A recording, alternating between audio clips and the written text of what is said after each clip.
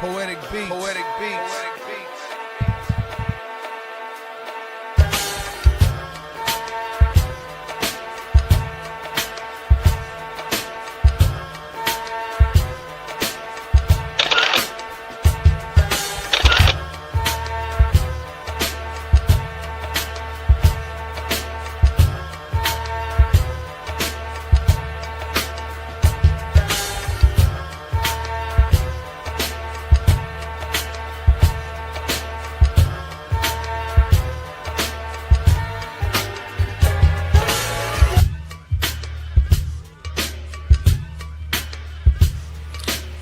This is First GenXers. Poetic beats. Poetic beats.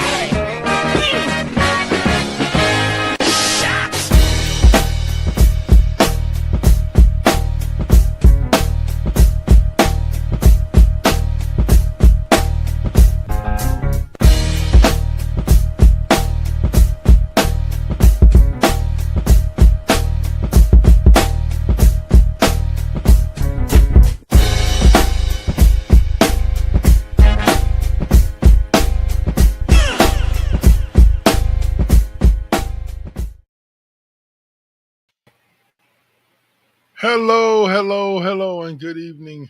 Welcome to this week's edition of The Classroom.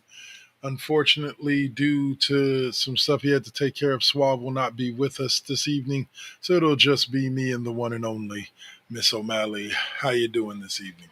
What's up? What's up? All right, so, as y'all know, we here on The Classroom. We bring you that good sports talk. We're going to just kind of jump around. There wasn't, again, as O'Malley would say, it was a slow week in sports as far as what you call it. But we're going to kick off with the young ladies of the WNBA. And there's been some pictures floating around the internet. Caitlin Clark, Angel Reese, various top players for the WNBA wearing "Pay Us What You Owe Us" shirts, and I guess the recent contract negotiations between the WNBA and the Players Association is broken down. So, what are your thoughts, if any, on this situation? I personally think the girls should get paid. Like, if they're making more money, if they're making more money, they say that the league has been generating more revenue recently than it has in past years. No offense to the former heads of the league, but if they're making more, pay them. Didn't they just get a $2 billion TV deal? Have you seen how packed the Valkyries games have been? No, I haven't had a chance to. I mean, at least I haven't seen one recently, but when they first opened their merchandising, all of that, like, these women deserve to be paid. Yes. Because there is absolutely no reason that they should have to be going and playing in the European leagues and overseas in the offseason because they're not being paid what they should be being paid. And I'll use the Brittany Griner situation. If they're paying these ladies what they're worth, she was one of the top stars in the WNBA. If they're paying the ladies what they're worth, she never has to go to Russia to go play during the off season because she doesn't need the money. Yeah. Point blank and simple. But here we sit with these women with this league signing, and again, if it wasn't, I don't know how I feel about it overall. If they hadn't just signed the big deal, because in the NBA, when the guys in the NFL, when the league signs a huge TV deal, it trickles down to the players. Not always, in large chunks, but it definitely trickles down to the players. Who do you think that people are tuning in to watch? And so at the end of the day, go ahead. It's just logical. Like, without those women, there would be no TV deal. Right. 100%. There would be no TV deal. Like, I would say Caitlin Clark is the most polarizing figure in the WNBA, but she's not the only reason why people watch. Like, she's not. Angel A'ja Reese Wilson. is right up there. Angel Reese, shoot. I remember people talking, like, not as heavily as they do about the WNBA right now, but when Sue Bird was winning her titles with Phoenix and everything and running her game out there. I remember people talking about wanting to go to see in WNBA games to go see her play. So yeah, the main attraction of this whole thing is the ladies. So pay them their proper. You pay them in. Well, I always temper this because I think even on the male side, the athletes don't get as much as they deserve based on what the owners make off of the product. It's also like merchandising, Yeah. right? They always talk about which player has the number one selling jersey. Like, you think Mhm. they even get a fraction of that? That's their name, their number, and I yeah. people are making money off of them. Yep. It is They should be about making money time. too.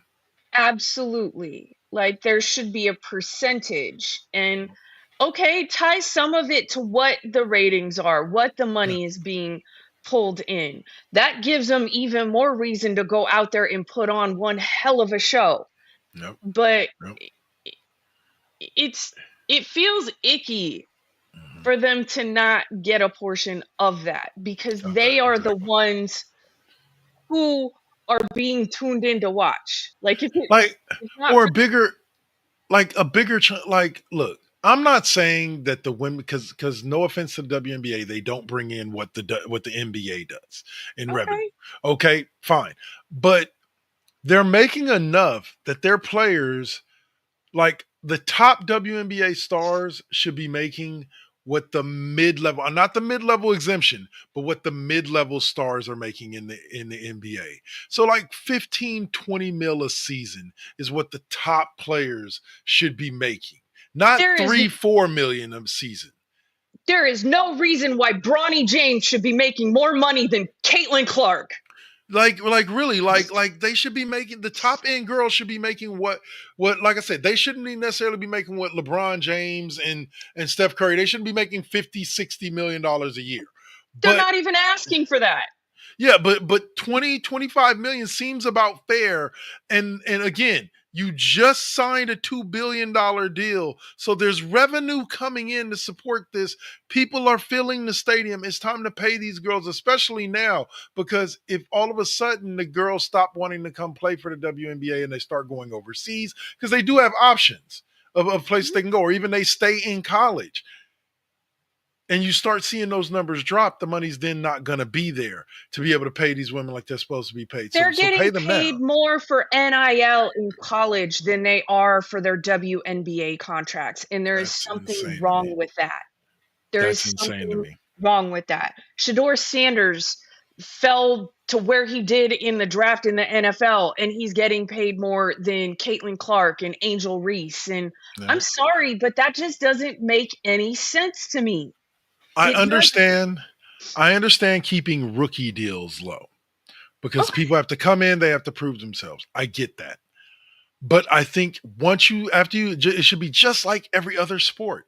After you get past that first 4 year deal or the first 3 year deal, however long it is, then you can get paid. You have these guys in the NBA that literally will stay with one team for longer because they can now make more money, like almost 10, 15, 20, 30, 100 million more by staying with that team and allowing that team to sign them to an extension than they can by cutting the free agency and going with it. But you're looking at contracts like the first contract we're going to be talking about when it comes to the NBA today is the Phoenix Suns just gave Devin Booker basically a $70 million annual average salary deal.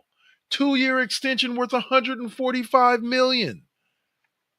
Like there's no reason why these Why? ladies Why? can't be paid. But Why? I believe that today in sports, it's almost as much about your name as it is about your skill. And that Yeah, sucks.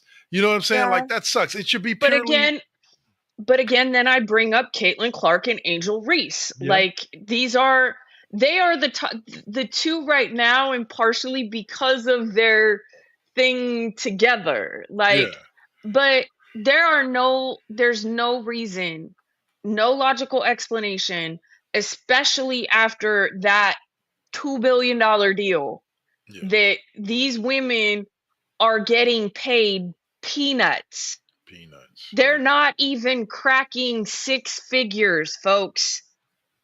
That's insane to me. Like, I know the top stars are making like 2-3 million a year max. Like those, but those are the top stars, the stars that have been there for like years. A Most are rookie, entering the league. They're lucky if they're cracking 74K a year. well, say you look at like I compare that to Brock Purdy's first contract, which was I believe it was something like 16 million over 4 years. Like I know he didn't make more than like 2 or 3 million a year, but still that's more than what these girls are being paid. And that's ridiculous. Especially now that they're packing the stadiums, like I said, or you know what I'm saying, people are actually coming out to watch them play hardcore. So all right, but Yeah, and ladies, I go mean, on. especially like this is a whole show the little girls who look up to these players, Yeah. right? Like the girls and the female players are just as important. What kind of message are you also sending to the fans? Eh, that is 100%. Like, how are you investing in today's players to show the future players that they will be invested in too? And you're not. You're showing them that guess what? We don't care. If you're a Never did. girl, we don't care. Yep. All right. So, sports question or sports quiz that we always have. We did it with Swab last week. Multi answer question here, and we'll answer it at the end of this segment. But who was the first player in NFL history to rush for over 2,000 yards in a season? Walter Payton, Barry Sanders, Eric Dickerson, or O.J. Simpson? Are we talking about the white Bronco on the freeway or actually sorry. We'll get to that answer after we talk a little NBA. Like I said, and she asked why Devin Booker agreed to a 2-year deal, 145 million contract, maximum contract extension. And this is what I mean by that rule was extremely important to keeping homegrown players, or not homegrown, but drafted players where they're at nowadays, which we're seeing a lot more often. And it's because they can get an extension like that staying where they are compared to he'd probably barely be able to sign a 2-year $90 million, or he could probably go for a 5-year like $200 million deal, but like he wouldn't be making 70 mil a year. He might not win a championship ever in his career, but he at least he gonna have a lot of money. At least he gonna have a lot of I money. mean, if that's what he cares about, I mean, is he back dating the Kardashian again? Or sorry, No, Jenner I think he moved on from her. again? Hopefully, Because they apparently like recently hooked back up. did they? I would say that contract would probably say that that's a no because that's like a curse, not a good thing. Yeah, the Sorry. Kardashian curse. We all know. We've all heard it. We've all heard it. Mm-hmm. Maybe that's why he'll never win a championship. Uh, who knows? I don't They would. know. Maybe it's I because don't he's know. on the Phoenix Suns. And that team would have had a title if it wasn't for Michael Jeffrey Jordan. Anyway, Shoulda, coulda, woulda. I mean, freaking. you, you beat who's in front of you. You beat who's in front of you. All right. So we go from that to the Oklahoma City Thunder. Jalen Williams locked up. Shai Gilgeous-Alexander locked up. Now, Chet Holmgren. I think I know that name, Mike Holmgren, one of my favorite coaches. But He Chet is one Holmgren, weird looking dude. yeah, he is. He is Agrees one. to I mean, he's one talented dude, but he is one weird a looking dude. 100%. Freaking tall, skinny, lanky, looking a little like a werewolf. You know, he reminds me of Sean Bradley. Uh, Just hella gangly. Like, yeah, it's like it just reminds me of a baby giraffe after it's like been born. He just doesn't like body awareness is not yeah. quite there. Still learning All how the to walk. limbs are going different at different times. Oh, man. Sorry. No problem. But he signed a max 5-year deal that could reach $250 million.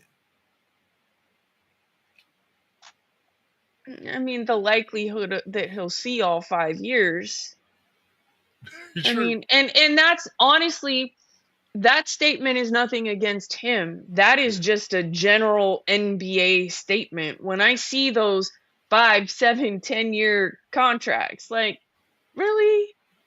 Like, because we know that that's if you're not Curry, if you weren't Kobe, if you're not some of these players, like, the likelihood of you being with a team for more than 3 to 4 years, especially after you've already been with them for Yeah. a few years, isn't likely. And a lot of that, it's not against the player, it's just how much the league changes from year to year.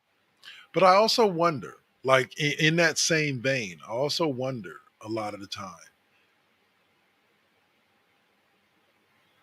if they stop winning championships, say they win one more, or this is the only one that they win, within 3 years, are you blowing that up?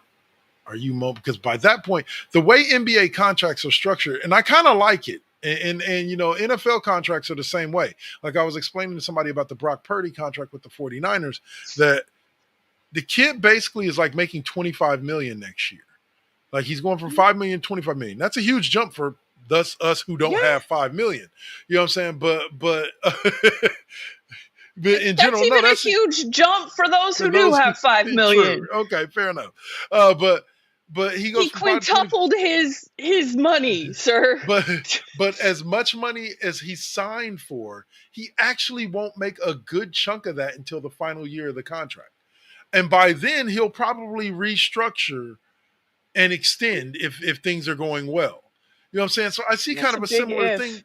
Yeah, that's a big if. But Chet Holmgren with the same thing, where it's he can make up to 250 million. Like what? That's an annual average value of like 25 mil a year for 5 years. Yeah, so 25 mil a year. You know what I'm saying? But he probably makes 15 next year, and it builds up to where the final year he's making like 45, 50, but by then they restructure him down to making 25 mil that year and extend him out another few years. That's the way a lot of these player contracts work. Is the team makes, especially if the team gets them to sign a team friendly deal, they make sure that they backload it, is what they call it. Yeah, and well, I mean, different sport, but look at like Dodgers and Shohei Ohtani kind of Yeah, thing, deferring his right? But it's also entire a lot more salary. common for baseball players at times to spend more time with a team Yeah. than basketball or football players. That's just It was funny when you said earlier about the 10-year contract. I remember. I don't know if you remember this. Kevin Garnett, when he signed basically the first $100 million deal mhm, in NBA history, and it mhm. was a 10-year, Yep. Yep. Where do you think $100 million that was deal. exactly where that was coming from? Like in I'm in like, I was just in like, in yeah, yeah. And no. then Like, like, go ahead. no, it just, yeah, it doesn't, it looks good, it sounds good, It but sounds like the commitment. likelihood of, like, you actually being with that team towards the end of the contract is the same thing that I said when they freaking signed John Gruden to a 10-year freaking coaching. Like, Deal, what yeah, coach other than Bill Belichick and some of the other freaking coaches have ever been with an NFL team that wow, long? And not he's many. not in the same category as the ones who have been. He's a Other piece of than shit. Yeah, other yeah, than in in here, here. in Yes, here, right. In his own mind, maybe. But he's yeah. not a Vince Lombardi. He's not a Bill Belichick. God, I freaking hate saying that. He's not any of these freaking ones that have been where like their name is literally synonymous with With football, that team, right? right? It George it Seifert or doesn't Bill make sense. Walsh with the Niners. Yes. Yeah, yeah, yeah. I Yes. get what you're saying. It it doesn't make sense. So anytime I hear, honestly, a contract that is 5 years or longer for anyone, I'm like, I was just but gonna say that especially basketball, just basketball. because of how how basketball is set up and how quickly because we're over here talking about eh, Oklahoma City winning more championships, like that's even a given. Right. Like, Nowhere okay, near. because we know that they're young and there's the possibility, but things change so quickly in the NBA. Like, and not just team wise. I mean, the game itself Yeah. 100%. changes. And I think it's about ready to shift again because there are teams that are trying to get away from the shooting, the 3 points, Getting back to having people big men. people love and hate Curry for what they feel that he has done to the league. Fucking Chuck can shut the fuck up. He did not ruin the league, but not everybody is Curry, and they need to recognize that and start playing differently. So, you know, Well, see, I still don't understand why they gave him all that money, but whatever. It's not my. I'm mad about it. Like I'm the one paying the salary, so like whatever. Fucking so here we go. And finally, the last extension that we'll talk about for now is Paolo Banchero of the Orlando Magic received a 5-year maximum rookie contract extension for worth up to $287 million. Look, I need to ask the gods something to do me a favor. Give me enough NBA skill to go play like 7 years in the league, then retire my ass. Play really well for 7 years. And here's why I ask. These motherfuckers are making $300 million in like 7 years, in their first 7 years in the league as a star. $300 million is generational wealth. You can't spend, unless you are Jeff Bezos, you can't spend that much money in your lifetime. really, Like, well, really okay, because somebody's about to be like, hold my beer, hide and watch, right? Because we see the dumb shit that these kids do. Like, yeah, but you because got to be pretty dumb to waste $300 million. Like, that's generational wealth. Like, your kids ain't got nothing to worry about. yeah, but He, okay. Also, here we're seeing numbers. yeah, The amount of that they actually see, cut that at least in half. but And I'm 100, talking about because of taxes, because of right? other things. But what we see is usually it's because somebody steals their money, Yeah, stupid financial decisions, stock market crashing. Like it happens.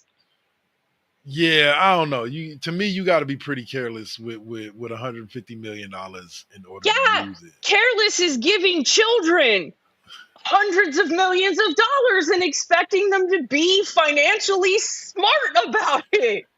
Well, some of them have good parents. Like, who was it? Like Kobe, like, his Okay, mom. Like, but yeah, I get what you're saying. but But but they, remember, some of these kids, a lot of these kids, this was their way out of places, and they yeah, don't have the smartest people around them. They don't true. have. Look at John Morant. John Morant is somebody that I can see blowing through his money, and not even him blowing through his money. The people around him blowing Blowing through through his his money. money because the people around him don't have enough sense to keep themselves and him out of some dumbass shit. No argument here. I can't argue with you on that one. All right. So we're going to close there for the first half. We're going to answer the sports quiz question of the day, or of the segment, which was, who was the first player in NFL history to rush for over 2,000 yards in a single season? Walter Payton, B, Barry Sanders, C, Eric Dickerson, D, O.J. Simpson. You want to take a stab at it? I'm gonna go with the white Bronco for 1,000, Alex. Give that woman her flowers. O.J. Simpson is the right answer on that one. If you got it, pat yourself on the back. Yeah, O.J., man, I'll tell you, forever, dude. You He's a did so many runner. great He's a runner. did so many great things on the field, and that's forever what you're going to be known for. All Yeah. right, y'all. So we're going to take a quick 5-minute break, and we'll be right back. And we'll be talking some more basketball and a little bit of football as well. You're watching First GenXers, The Classroom, featuring the lovely O'Malley. And we will talk to you guys in about 5 minutes. Peace. This is now versus then. This is now versus then. Get on your mark, let's go. This is now versus then. Burning up your radio, still turning up the heat with Poetic on the flow. Got you moving to the beats with the Saint as your host. Shout out the collective, hold it down, we gon' clown, that's the lesson. Where Generation X meets Generation Next, with them bangers from the east to the south to the west. Yeah, this how we do it in Sacktown. Slide to the studio, yup, it goes down. Everybody fall through. These beats gon' pound, waking the game up, told you it goes down. And this is only the intro. Turn the mics on, shout out to my kinfo. Where you at, y'all? Let's get this started. Turn down for what? We about to start the party. Let's go, let's go, let's go, let's go. This is now versus then. This is now versus then.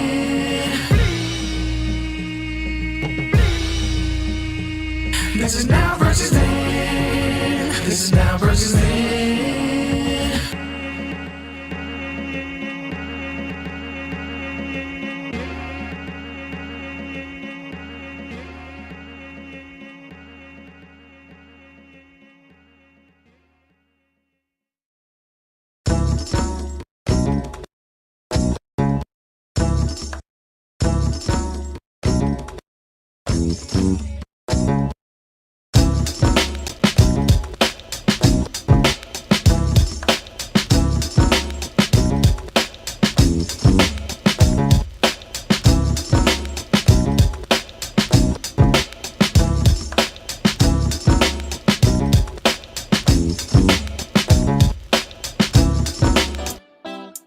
Got to keep it,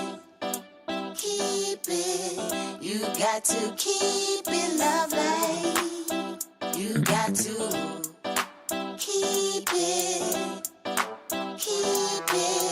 you got to keep it lovely. Success comes right after the struggle, I ain't even giving up on whatever I wanted. The tragedies I've seen, I can't even stomach.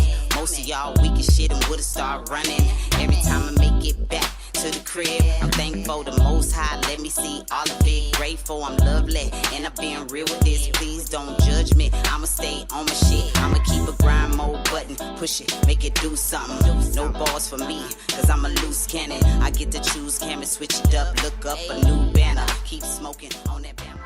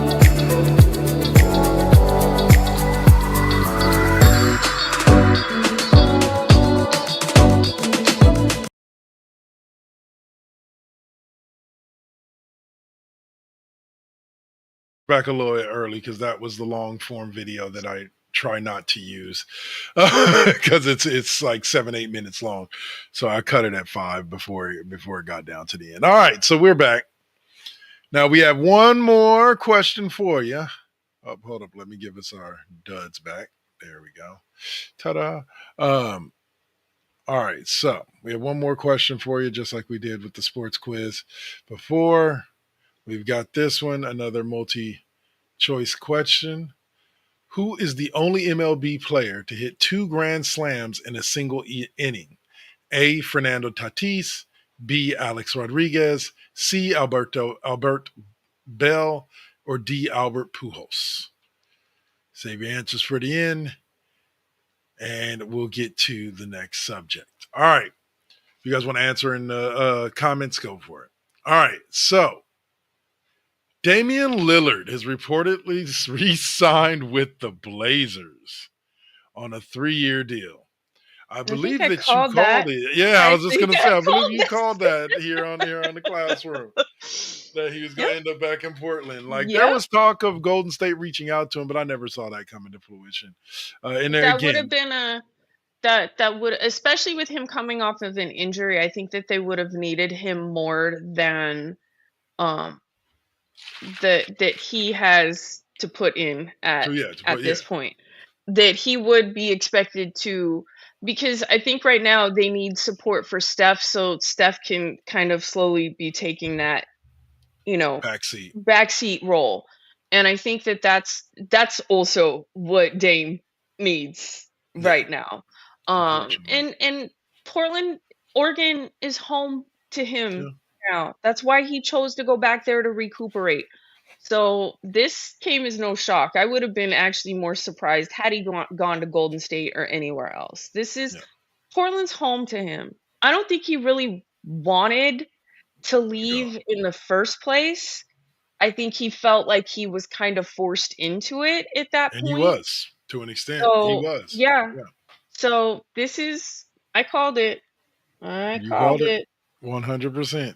So, well, welcome home to Dame. I'm glad you found a storybook ending to come back. If this is the last run of your career, you came back to Portland and did it right, so to speak. Let's see. All right, so that'll be our last NBA talk there, and next we will get into. I think I'm going to be honest with you. At this point, from what I'm hearing, the 49ers are going to be running out the hot dog vendor and two of the girls from the concession stand at wide receiver to start the preseason, because they've officially put Brandon Ayuk and Ricky Pearsall on the pup list, which means that they won't be able to come back till like week 4. So like, yeah. Hopefully Pearsall comes back before that, but wow, we already expected Brandon Ayuk to be out, and Juwan Jennings is asking for a trade or a bump up in pay after he just signed a new 2-year extension like last year.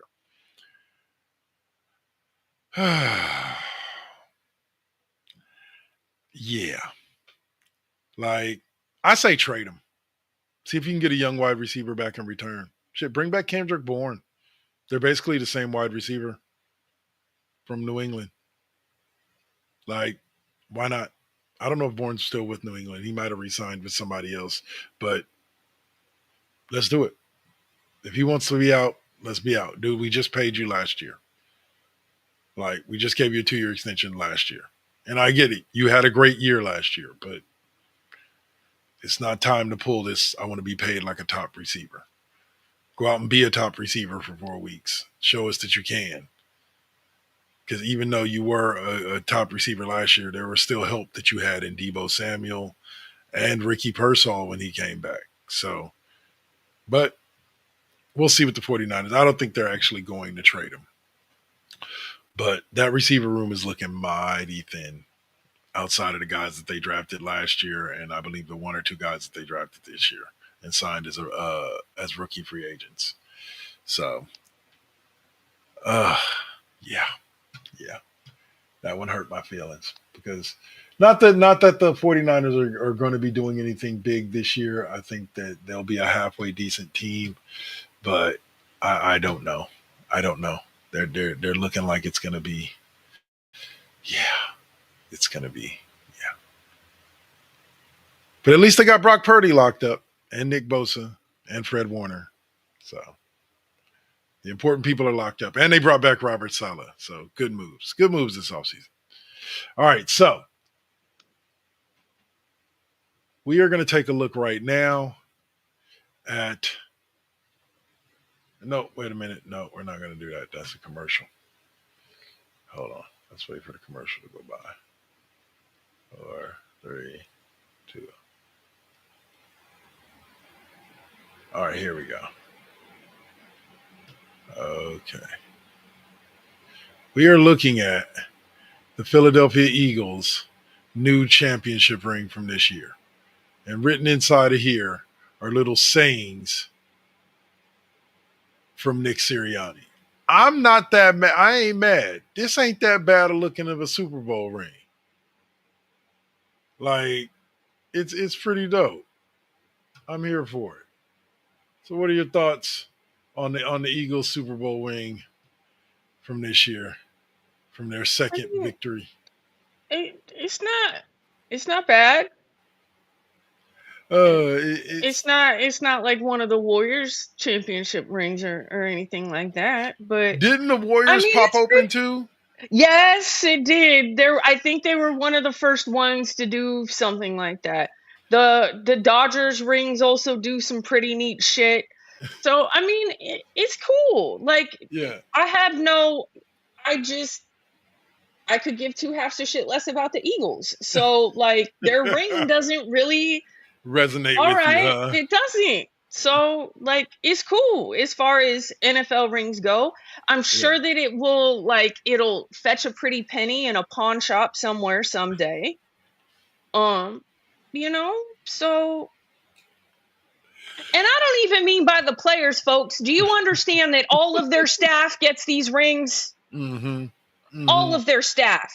The water boy, the towel boy, the upper management, like Oh, I'm going to tell you right now, I can almost guarantee you there were deals in place from immediately after the Eagles won the Super Bowl with employees of the franchise.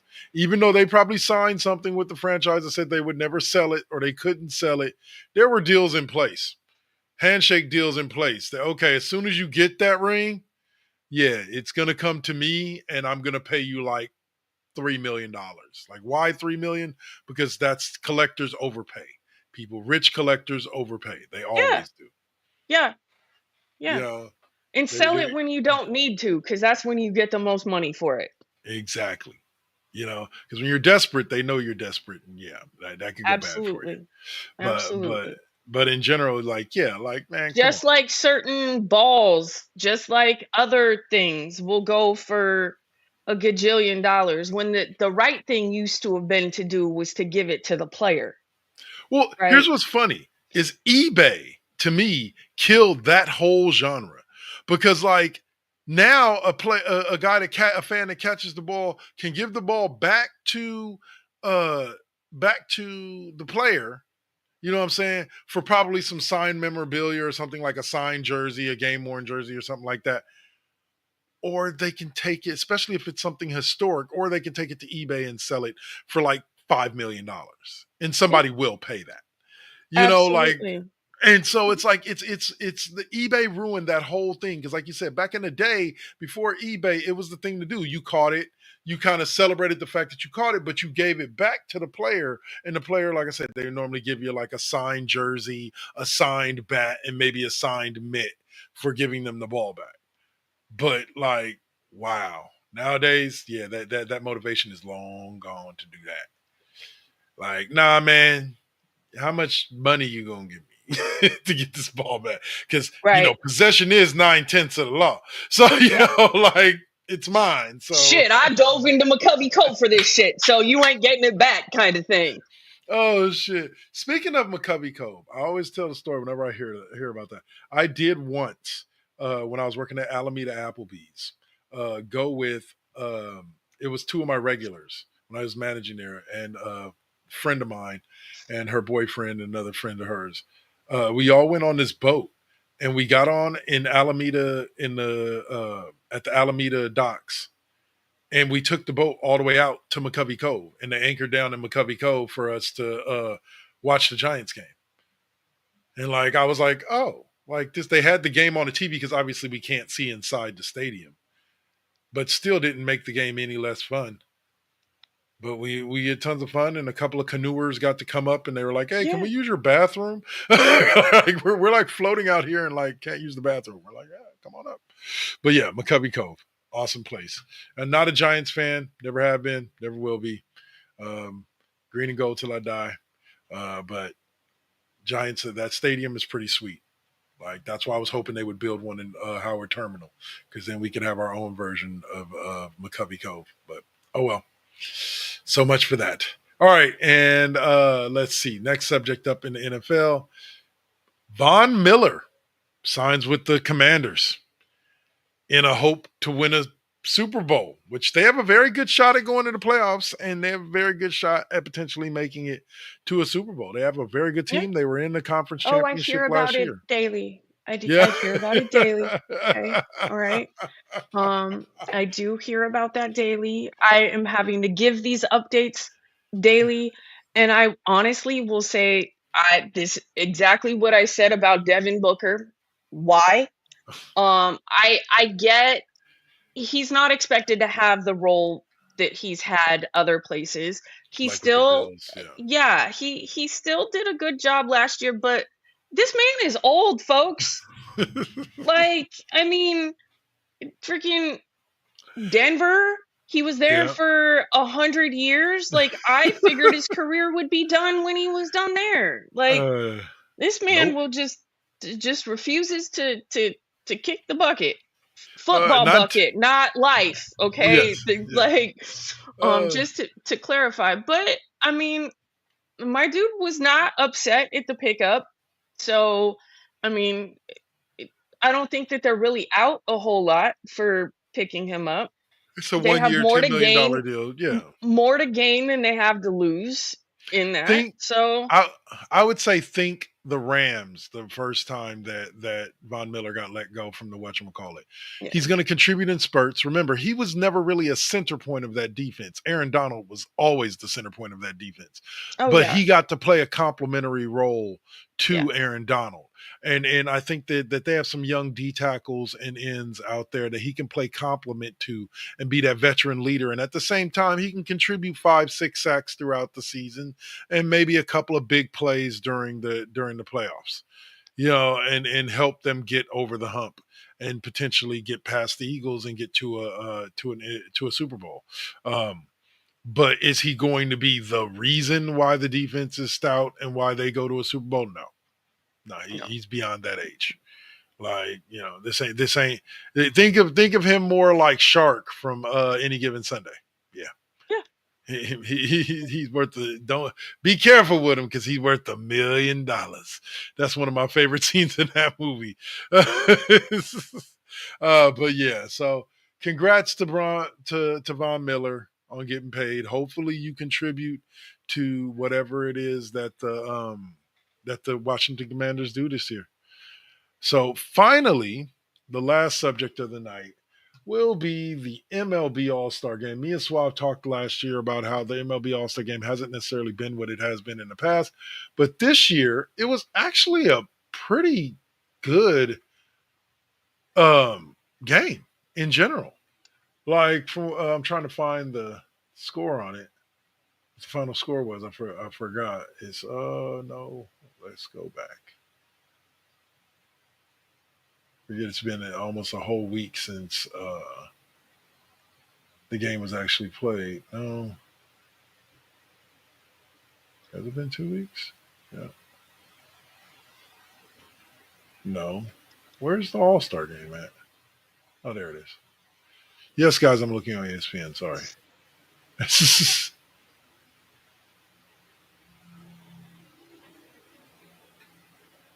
How do they not have just the results of the All Star game up here? Screw you, ESPN.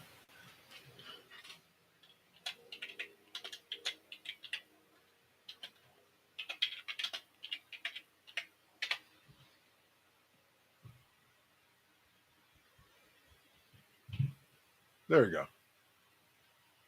All right, the NL won 7-6. But the thing that stood out to me was Athletics rookie Brent Rooker is the one who put an end to history. I believe it was with, what was it? Was it a 2-run homer, 3-run homer? But they go, I guess, going into the there you go. Going into the seventh, the NL had not only shut out, but was throwing a no against the AL until Brent Rooker cleared the bases with a home run. So that was really like my major thing from it, is like that was pretty darn cool. Like it was finally an athletics player that came through and made a big play in the All-Star game, to help do something special. So, but me and Suave were talking about the fact that we miss when the MLB All Star Game meant something, or like I personally, and I'll say it like this. I said it to Suave last week. I'll see what you think here, O'Malley. Um, I like the Four Nations Cup that hockey did this year. Okay. I would love to see baseball and basketball do something similar for their All Star break. They have enough foreign players in both leagues to put together some solid teams, and I think we could get like that finale of the USA and against Canada, bellissimo. Storytelling, great game, like fought hard till And the end. how I would many Americans were actually cheering for Canada at this point? Yeah, true. But how many people tuned in to an all-star game, to an exhibition game that really meant Yeah. nothing? So like you give us Well, a stupid in-season tournament already. Give us an all-star tournament with the players from All-Star different game regions. used to mean something for baseball. It used to Yeah. mean who had home field advantage for the World Series. Yeah, I never understood why they stopped doing that. I truly didn't. Like I'm It made it like meaningful. It it yeah. it actually, there was a reason to be playing it other than just some weirdo exhibition game, The best of the best just playing for the hell of it. Uh which is it, cool too, but that's more in like, not, you well can't even say football anymore. Like basketball All-Star weekend is a little bit different. well Like here's football, isn't it like flag football now? pretty much. But here's the thing with the basketball and the baseball. Here's why you got to make it mean something. Basketball is a prime example. The All-Star game has pretty much never truly meant anything other than the pride of playing against the other best in the thing. But as far back as I can remember, they've never really played defense in the All-Star game. They've never really been competitive. This year they kind of were, but like at the end of the day, it's like it blows my mind that we can't give them a reason to want to play hard. Not necessarily so hard that they hurt themselves, but hard enough to entertain. People want to see a competitive game. People don't want to see 140 to 138. Yeah. People don't want to see a dunk contest in real time during a game where people are just going back and forth, dunking and dunking and dunking. I get it. I get it. These guys don't want to push themselves too hard. But then if that's the case, then take all the top tier players and take them out of All-Star weekend, other than coming and doing Because maybe the skills competition. Let the because game be played by the younger cats. here's the thing with the All-Star game. And this goes across all sports except Yeah. for maybe hockey now. And we already know I don't give two halves a shit about hockey anyways. So I was born and raised in California in the Bay Area. We didn't even have a hockey team until like I was old. 95, So 96. yeah, I was almost done with high school at that point. So who Yeah. fucking cares? All right. But here's the only thing. Players don't actually care about playing in the game. They just care about being nominated to the game. Right. They care more about the All-Star selection than they That's, care about the yeah, actual playing. 5-time All-Star blah blah blah. Like, but I'll No. give the MLB All-Star game credit. The players in the All-Star game credit. The past couple of years have truly been competitive. Like they've been out there trying to be competitive with each other and not just lobbing it. And that's been a staple of the MLB All-Star game dating back to, I remember Randy Johnson versus John Kruk. And like everybody wanted to see that. Everybody in the stadium was standing on their feet, waiting to see what was going to happen here, because you had one of the guys that just used to rock it out of the park against fastball pitchers, against what is possibly the greatest fastball pitcher, and who had one of the greatest sliders the game has ever seen. I also think that they need to do something about the home run derby. I think that the way that they do the home run derby right now is straight up garbage.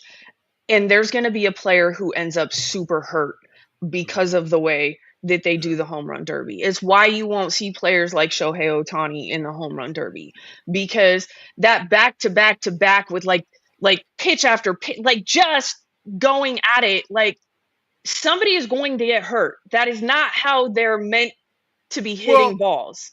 I've always hated the multi-round tournament format because I've always felt what it should be is this. If you're going to do multi-round, what you do is there's 7 players competing. All 7 compete. The top 2 go on to compete for the championship. And the championship is half as many swings.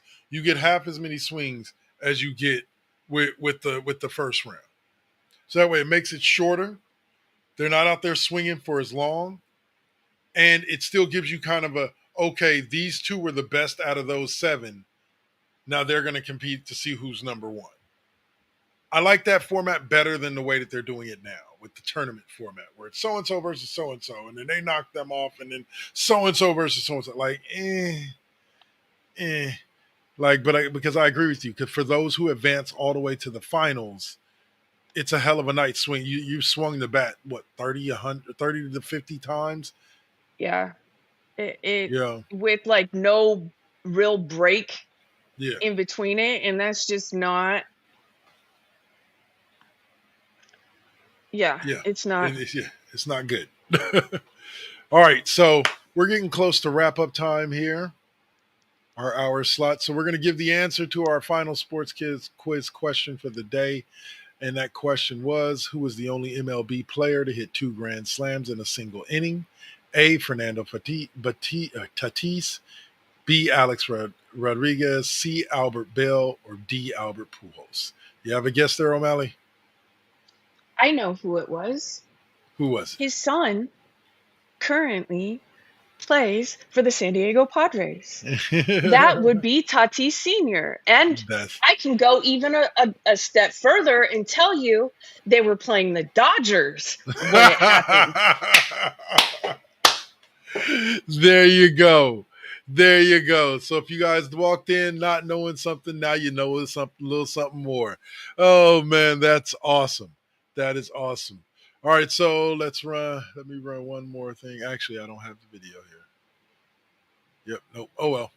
Where can you find me next? I will be at on Tuesday playing. Me and Suave have a really good season of dynasty of NCAA football. So we're going to keep playing that on Tuesday in the morning, and then I'll be back Wednesday. But next week we'll be back for another classroom, hopefully with Suave again.